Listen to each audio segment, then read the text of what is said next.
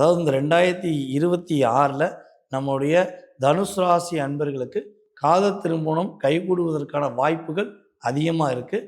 ஏன்னா இவங்களுடைய 5ஆம் இடத்ததிபதி இந்த வருடத்தின் துவக்கத்திலேயே நம்மளுடைய ராசியில் தனுசு ராசியில் தான் உட்கார்ந்துருக்காங்க. ஸோ 5ஆம் இடத்ததிபதியை ராசியின் அதிபதி, அதாவது நம்முடைய தனுசு ராசிக்கு அதிபதியான குரு பகவான் பார்க்காரு. அப்போ காதலில் வெற்றி என்று சொல்லக்கூடிய அளவுக்கு இவங்களுடைய கிரகநிலை சூப்பராக இருக்குது. 2026ல் இவங்க சொந்தமாக வீடு வாங்கணும்னு ஆசைப்பட்டாங்க சரி, சொந்தமாக வீடு கட்டி பால் காய்ச்சி உள்ளே போடுவதாக இருந்தாலும் சரி, ஜூன் மாதத்துக்கு மேலே செயல்படுவது ரொம்ப ரொம்ப நல்லது. ஏன்னா இவங்களுடைய 4ஆம் வீட்டில் சனி பகவான் உட்கார்ந்துருக்காரு. அப்போ சனி பகவானை குரு பகவான் தன்னுடைய 9ஆம் பார்வை மூலமாக ஜூன் மாதத்துக்கு மேலே தான் கடகராசிக்குள்ளே வந்த பிறகு தான் டைரெக்டாக பார்ப்பார். ஸோ அப்போ ஆட்டோமேட்டிக்காக என்னென்னு இவங்களுக்கு பிடிச்ச மாதிரி வீடு வாங்குவாங்க, இவங்க பிடிச்ச மாதிரி வீடோடைய அமைப்பை ஏற்படுத்தி கொள்வாங்க. ஸோ ஜூன் மாதத்துக்கு மேலே புதிய வீட்டுக்கு போகிறது, புதிய வீடை வாங்குவது சிறப்பான தன்மையாக இருக்கும். உறுதியாக வீடு வாங்கக்கூடிய யோகம் உண்டு.